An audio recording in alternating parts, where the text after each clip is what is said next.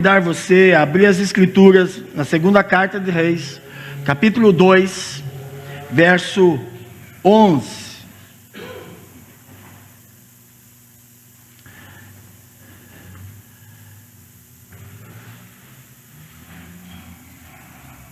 Amém, irmãos?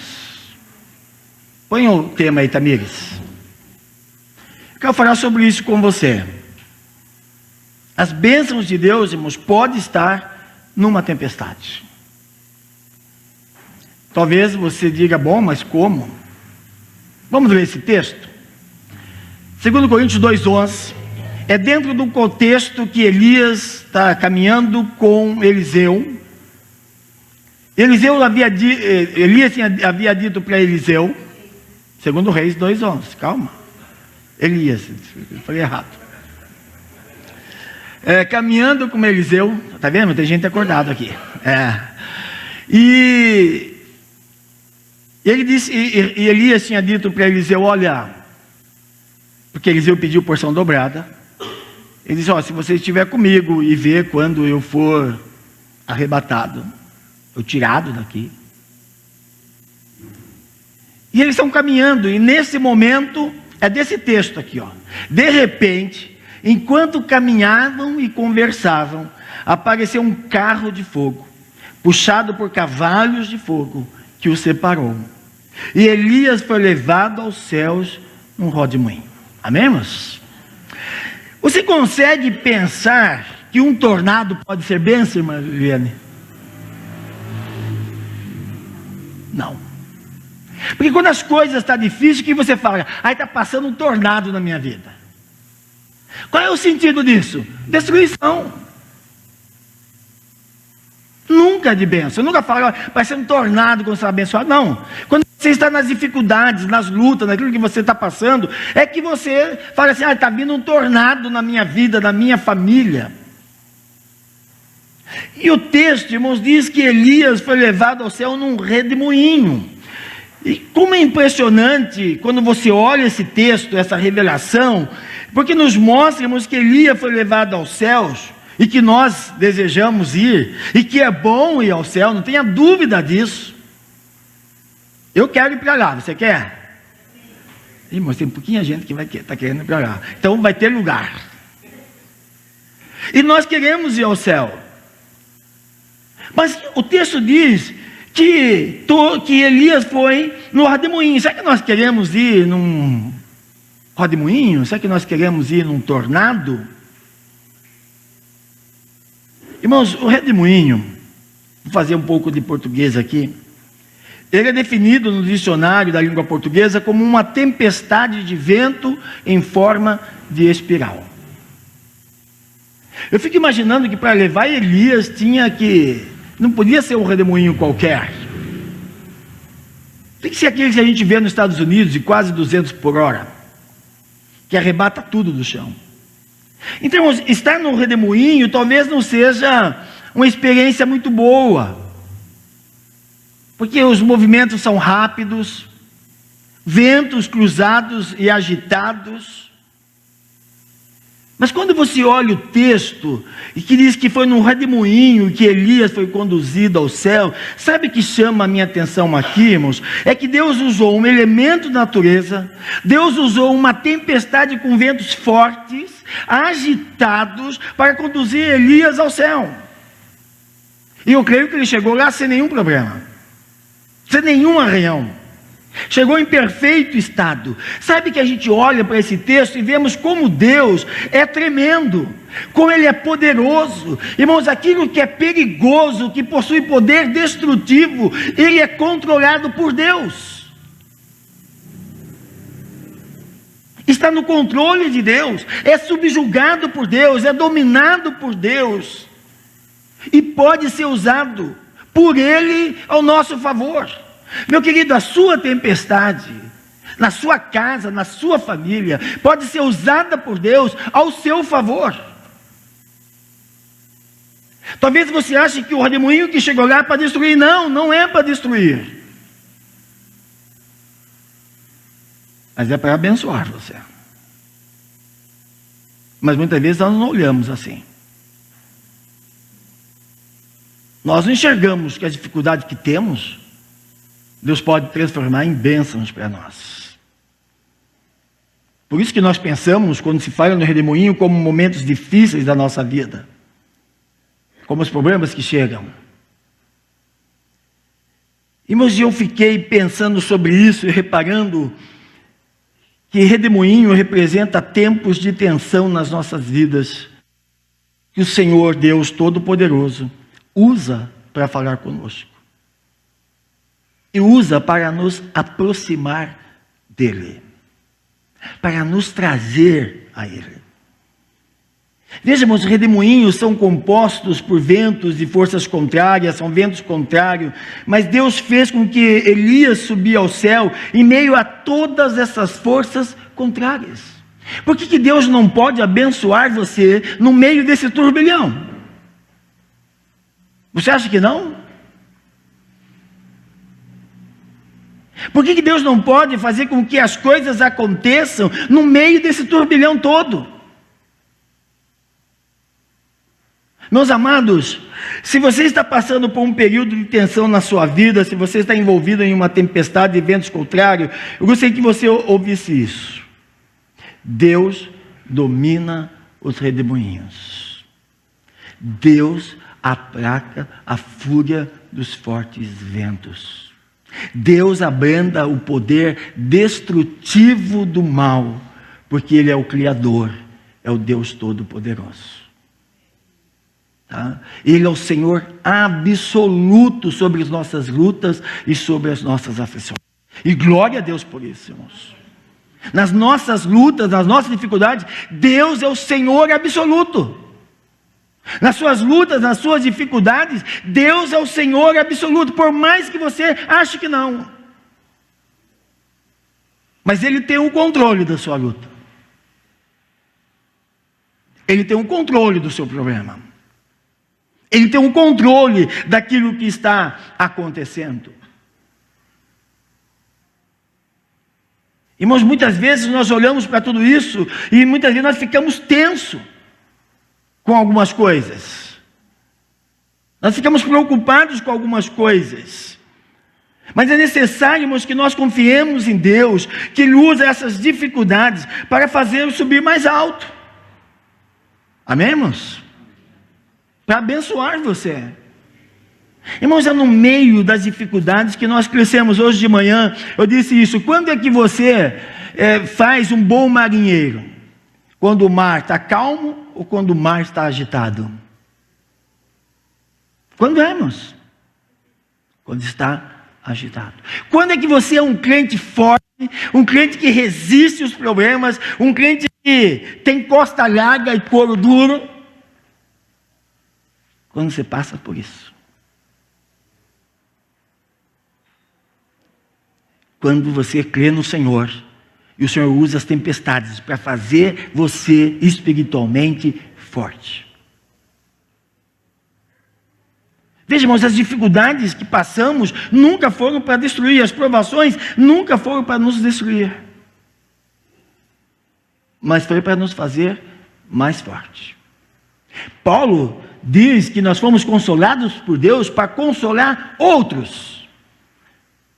Pensa no que você já passou, e que Deus abençoou, cuidou de você, e que você tem que cuidar de outros. Porque tem gente que está passando pelos mesmos problemas que você passou. Veja, irmãos, Deus usa as coisas mais difíceis das nossas vidas para nos fazer melhores. Melhores crentes, melhores pais, melhores mães, melhores empresários. É ou não é? Melhores empresários, melhores funcionários. Porque muitas vezes a dificuldade é tanta que você diz: como é que eu posso aguentar isso? Deus tem o controle. E você não está sozinho. Irmãos, e há algumas verdades nesse texto que eu quero mostrar e compartilhar com os irmãos. A primeira verdade, irmãos, eu disse que Deus quer falar com você no meio do texto do redemoinho. A primeira verdade é que Deus fala no meio desse redemoinho. Deus fala no meio desse turbilhão. Deus fala com você no meio dessa luta que você está vivendo. A grande questão é que muitas vezes nós não paramos para ouvi-lo. Nós colocamos nossos olhos mais nas dificuldades do que no nosso Deus. E nós aprendemos isso com uma lição e experiência de Jó, lá no capítulo 38, no verso 1, diz assim: então o Senhor respondeu a Jó no meio da tempestade. Você sabe quem foi Jó? Você sabe do sofrimento dele? Você sabe das acusações dos seus amigos? E Deus então fala com Jó. Vejamos que redemoinho uma forma de tempestade de ventos contrários que se chocam, e Deus fala no meio da tormenta. Meu querido, Deus fala no meio dessa tempestade que chegou na sua vida. Talvez Deus está falando com você a semana inteira e você não parou para ouvir, porque os seus olhos estão nos ventos contrários, e não no Deus que tem um controle de todas as coisas. Não no Senhor que tem o controle de todas as coisas. Vejamos lá em Jó 37:5, a Bíblia diz que a voz de Deus troveja maravilhosamente. Apocalipse 1:4 diz que a voz é como a voz de trombeta. Vejamos, nem o vento mais forte, nem o tornado mais violento abafa a voz do Todo-Poderoso. A sua luta não abafa a voz de Deus. Preste atenção. Se Ele não tem falado com você durante toda essa semana, e você dizendo: ó, Deus me esqueceu. Não, Deus tem falado com você. O que é necessário prestar atenção. Irmãos, e quando nós falamos de Jó atravessava um período de grande tensão, ele passava por uma tempestade violenta na sua vida. Quer dizer, se eu comparar, estava agitado o que Jó estava passando, mas o que fez Deus ao seu servo Jó? Deus usou toda aquela tensão para falar com ele. Irmãos, Deus não nos deixa pelo meio do caminho, Deus não nos abandona, Deus não abandona você. Irmãos, Ele fala conosco no meio de tudo isso. O que precisamos é prestar atenção. Olha o verso 42, verso 5. E é conhecido, irmãos, essa parte do livro de Jó, onde diz assim: eu te conhecia só do que, irmãos? Ouvir falar. Mas está lá, também já colocou antes que ele falasse. Mas agora os meus olhos viram. Eu só conhecia Deus de ouvir. Mas agora eu experimentei. Eu tive uma experiência com Deus. Eu vi o agir de Deus. Irmão, Jó estava declarando que a tensão, o redemoinho, que é permitido que os seus olhos pudessem ver Deus no meio desse turbilhão. Ver a presença de Deus no meio desses problemas todos. Irmãos, olha aqui, eu vejo o Sérgio e a Adriana ali. Né, Adriana? Bom. No meio de todo o turbilhão, Deus o chamou. Deus o atraiu. No meio desse turbilhão todo. Precisamos prestar atenção em Deus. É no Senhor.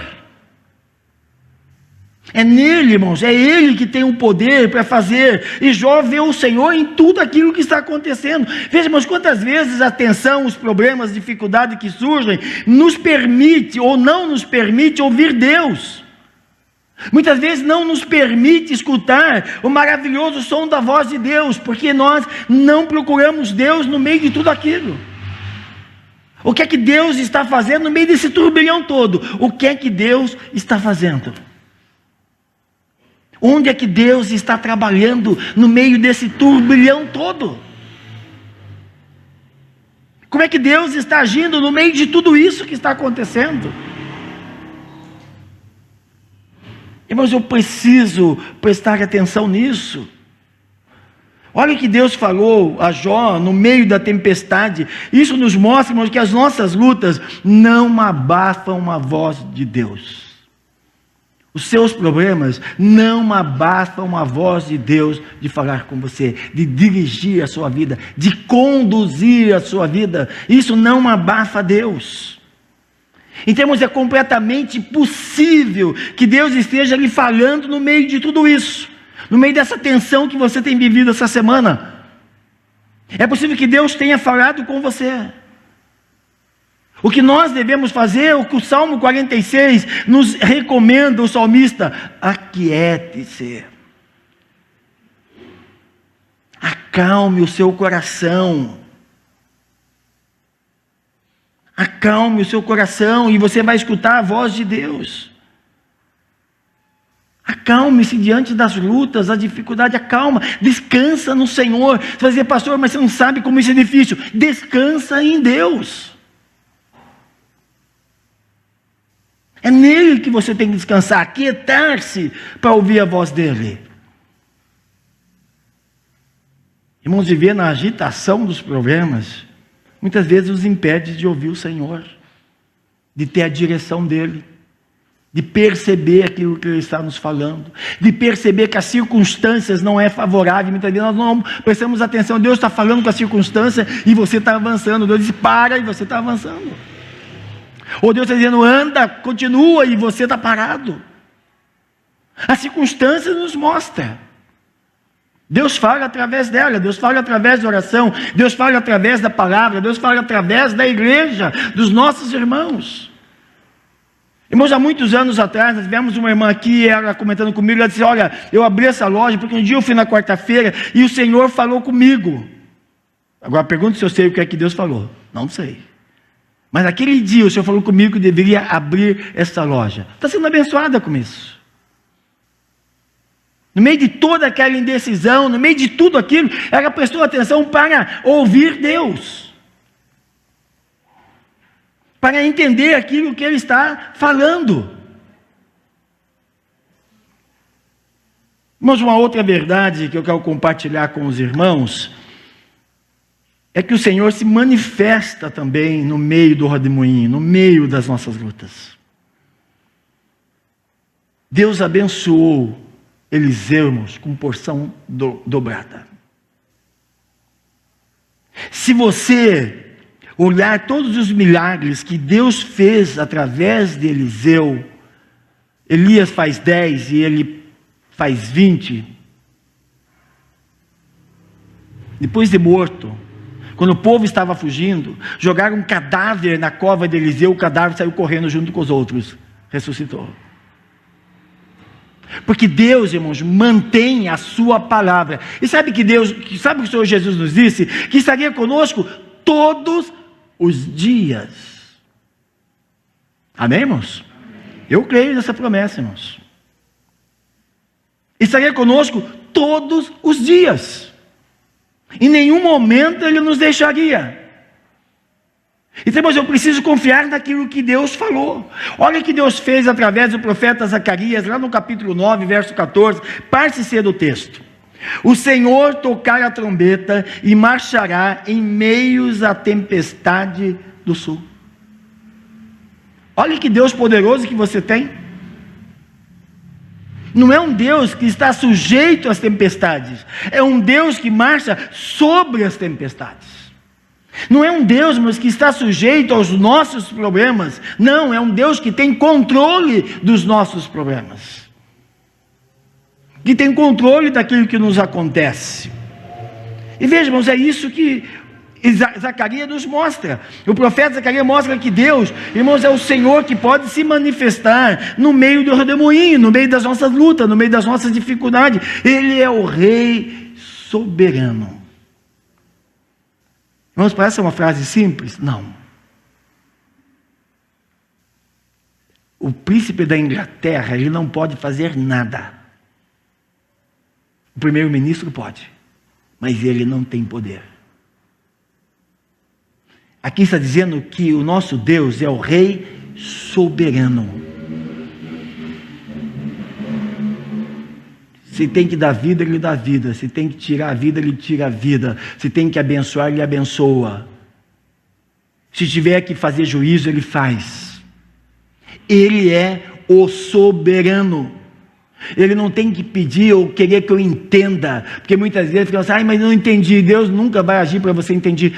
Para você entender, Ele vai agir de acordo com a vontade dEle. Ele é soberano e não nós. Não adianta você querer resposta, nós queremos resposta, não é assim? Ele é soberano, irmãos. Quando eu digo que Deus é o Rei soberano, é que Ele pode todas as coisas. Se Ele quiser abençoar você agora, Ele faz. Se Ele quiser acabar com os seus problemas agora, eles acabam. E se Ele quiser mandar mais luta para você, Ele manda. E não adianta você perguntar por quê. Ele não tem que nos dar explicação. Ele não tem que responder às nossas curiosidades. Ele é soberano. Ele é Deus. O que precisa é que eu seja dependente dEle. Eu preciso andar com Ele. E olha, irmãos, ouça isso aqui que eu quero dizer para você. O caos,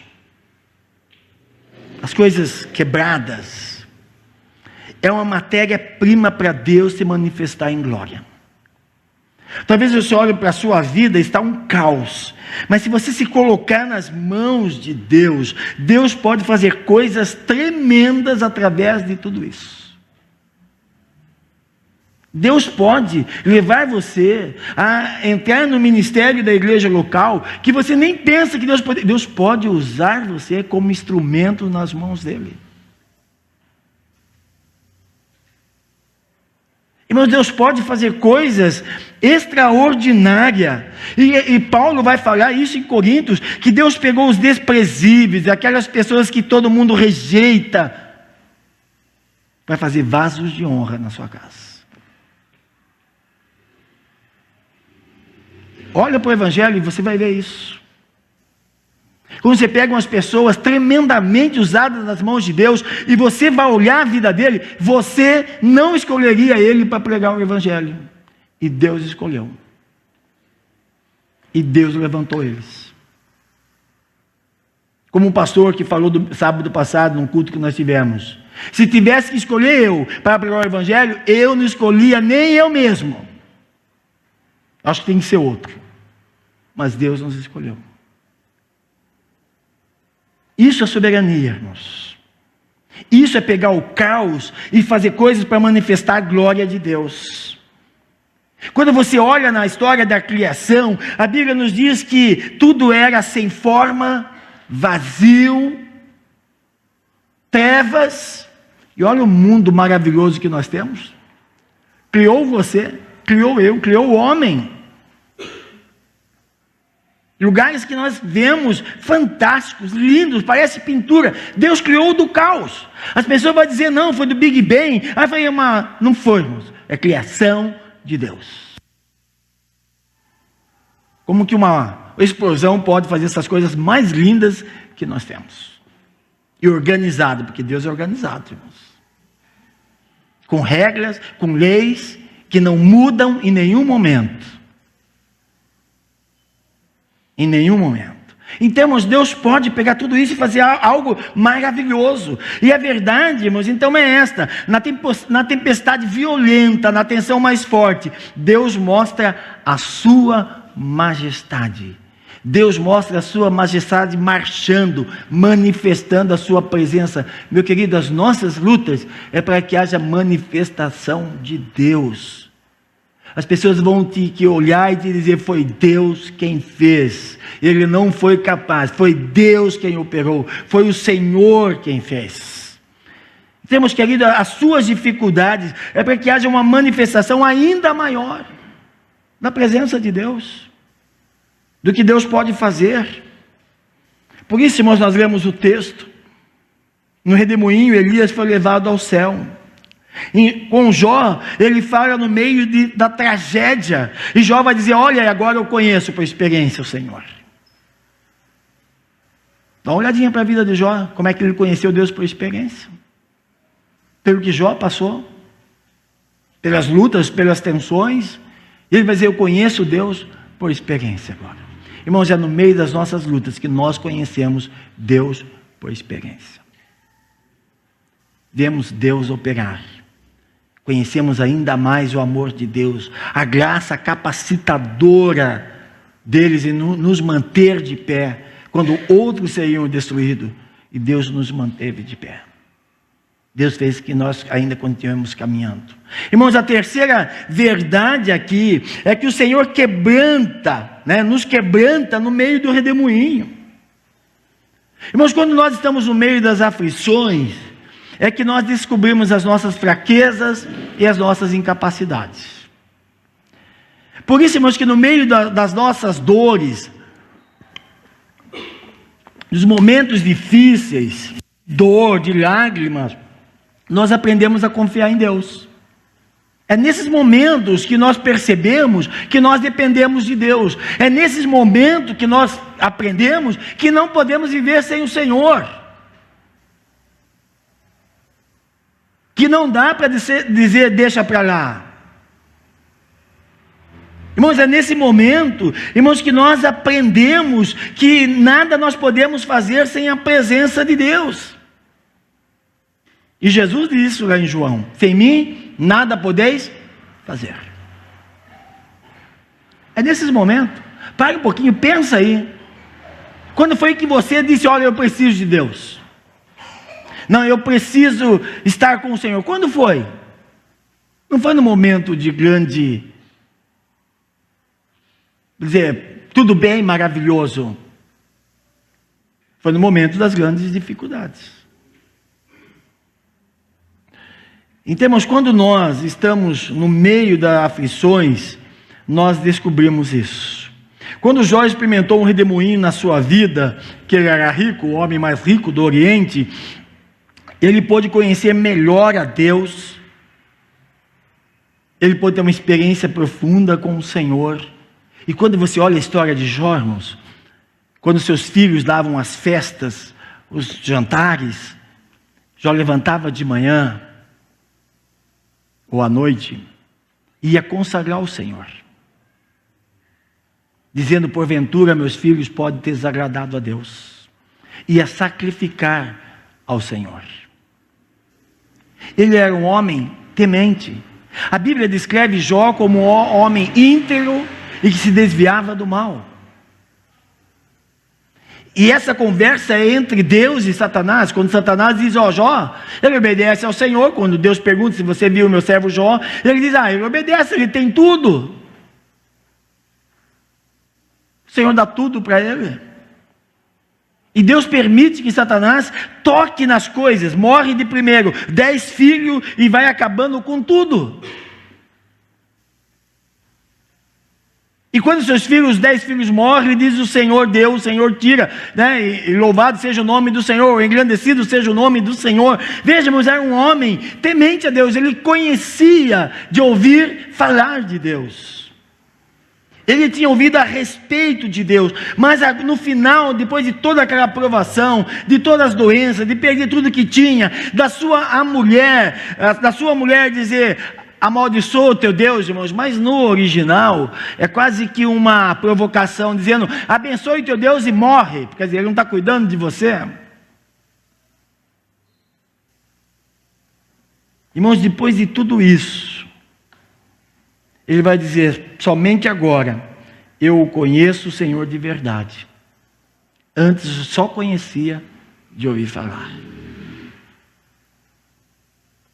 Irmãos, no livro de Jó, nós vamos ler que o Senhor respondeu a Jó, lá no capítulo 42, verso 2. Eu sei que pode fazer todas as coisas, e nenhum dos teus planos pode ser frustrado. Não é os seus planos, é os planos de Deus. Porque muitas vezes nós olhamos esse texto e dizemos, mas eu estava planejando aquilo. Não é os seus projetos, os seus planos, é os planos de Deus para você. Ninguém pode frustrar-nos, nem Satanás. Ninguém pode frustrar. Irmãos, com essas palavras, né? Deixa eu ler o verso 6 também, algo interessante aqui de ler, o que Jó declara em seguida isso: eu menosprezo a mim mesmo, e me arrependo no pó e na cinza. Irmãos, com essas palavras, Jó está dizendo: eu me arrependo do meu orgulho, eu me cubro de terra, de cinza, para mostrar minha tristeza. Vejamos que o que faz um redemoinho, o que faz uma luta, o que faz uma provação, quando Deus permite na vida do servo dele. Quando Deus permite que essa provação chegue em você, chegue na sua casa, na sua família, você vai olhar e ver o que acontece quando Deus faz isso. Veja, mas essa experiência quebranta o coração. Quando você vê que o seu conhecimento, a sua sabedoria, a sua expertise não deu nada, Deus esmaga o nosso orgulho. Deus esmaga o nosso orgulho. Veja, Deus nos deixa uma pessoa completamente entregue a Ele, dependente dEle. Deus faz com que nós possamos entender: olha, você depende de mim. É isso que você precisa entender. Você depende de mim. Irmãos, Mark Whitney, no seu livro Adoremos, ele diz assim: quando Deus nos quebranta, o seu objetivo não é nos destruir. Ele quer destruir as atitudes incorretas que há em nós, para que assim a sua glória possa refletir-se por nosso intermédio. Irmãos, isso é uma verdade. Quando as provações chegam, Deus quer que você mude de vida. Deus quer fazer você um crente mais firme no Senhor, um crente mais confiante, quebrantado diante de Deus. Deus quer fazer você um crente experimentado, com experiência com Ele, para ajudar outros, para abençoar outros, para edificar outros. Nunca foi para destruir você. Nunca foi. Irmãos, você sabe que podemos aprender, que eu aprendo aqui, que o quebrantamento, quando nós nos quebrantamos, isso leva nós ao arrependimento. O arrependimento, irmãos, leva ao perdão. E o perdão leva à liberdade. A liberdade nos proporciona a maior capacidade de amar quando nós perdoamos. Nós somos capazes de exercer o amor de Deus. E quando nós exercemos esse amor, veja, meu Deus nos leva à verdadeira adoração a Deus. Nós adoramos a Deus de verdade. Nós sentimos zelo e amor pelos nossos irmãos verdadeiros. Nós estamos estudando sobre isso em Coríntios 13 de manhã. Sobre o amor que diz ali em Coríntios, que todo crente sabe quase aquele texto, mas a grande questão é viver aquele amor que está ali, que não é nada em troca, que não é nada de esperar do outro, é um amor altruísta, o amor de Deus, o amor com que Ele amou você, atraiu você, levou você, salvou você, quando você era pecador. É este amor que Deus espera usar você, através da sua vida, para que outras pessoas experimentem o amor dele. Esse é o amor, irmãos. Quando nós nos somos quebrantados diante de Deus, nós aprendemos que amar não é de palavras, não é sentimento, é um amor que não espera nada, e não é em troca de nada. Pode ser o seu inimigo, e você ministra com amor na vida dele,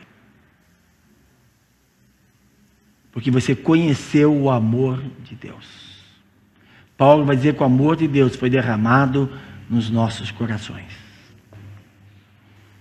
Eu quero terminando aqui. Sabe quando o pastor fala terminando, leva meia hora, né, irmãos? Mas eu quero ir terminando aqui, dizendo o seguinte: os redemoinhos da nossa vida têm um propósito: produzir transformação. A sua luta, a sua dificuldade, os seus problemas, Deus quer fazer em você, ou quer produzir em você, transformação.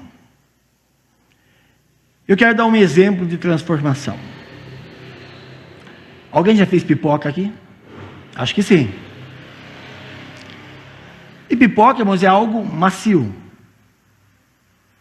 Se você pegar o milho de pipoca e tentar comer, talvez você quebre o seu dente. Mas a pipoca você consegue. Veja, irmãos, o símbolo do que eu estou falando é da grande transformação que nós precisamos passar para ser aquilo que nós devemos ser, para ser aquilo que Deus pensou para nós, para ser aquilo que Deus planejou para nós. Veja, o milho de pipoca, irmãos, o que não é o que deve ser, mas ser aquilo que acontece depois do estouro. Mas, como é que acontece, irmãos? Hoje tem pipoca de micro-ondas, mas é o mesmo princípio. Como é que acontece a transformação do milho na pipoca?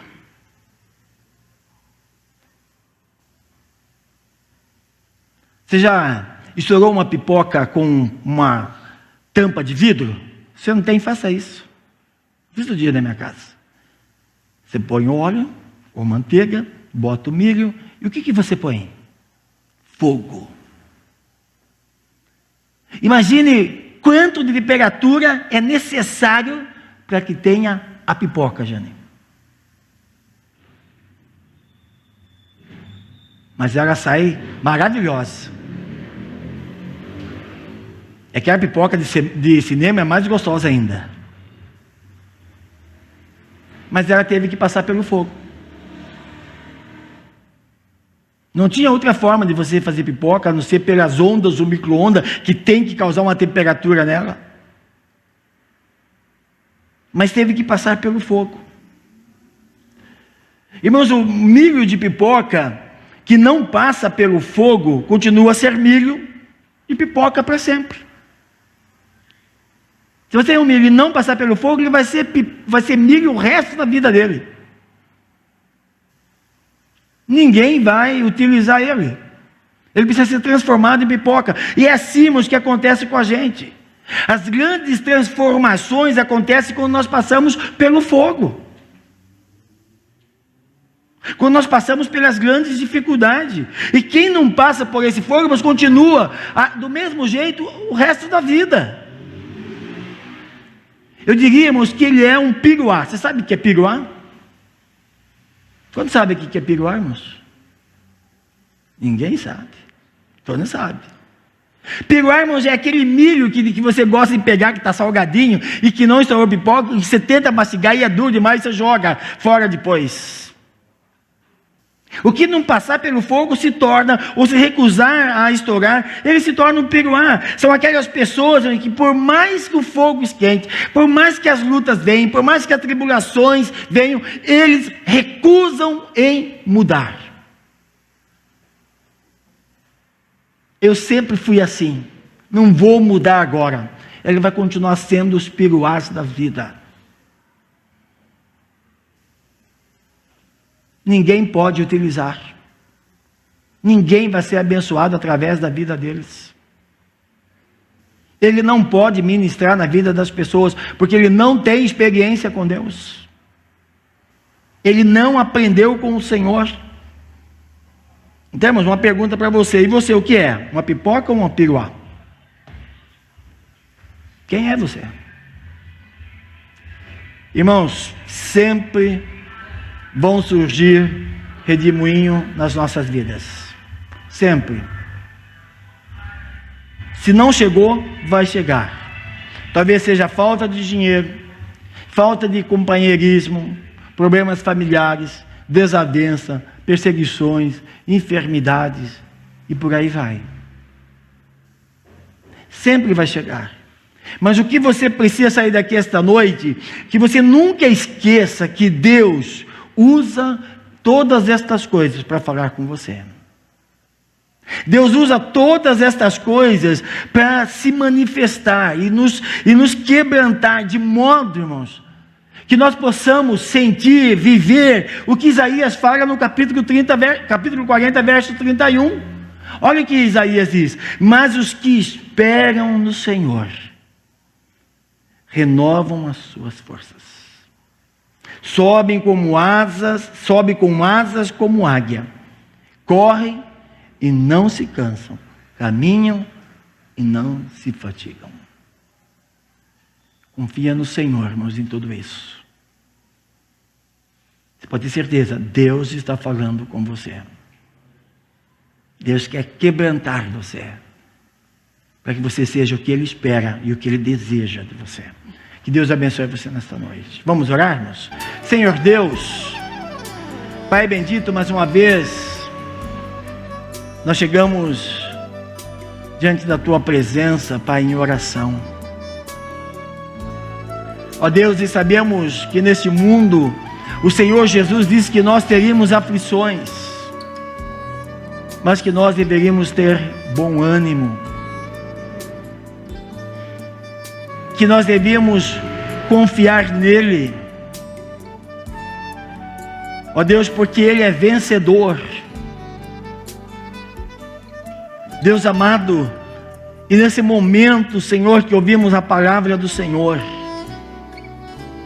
ó Deus, que os nossos corações possam se encher, ó Deus, de uma alegria, de confiança, de fé, e sabendo, ó Pai, que o Senhor está conosco, que o Senhor caminha conosco, que não estamos sozinhos, que diante de todas as lutas, tribulações que aparecem, mas o Senhor tem o controle. Tudo acontece de acordo com o querer e a vontade do Senhor. E que nós, ó Pai, possamos nos submeter debaixo das mãos do Senhor.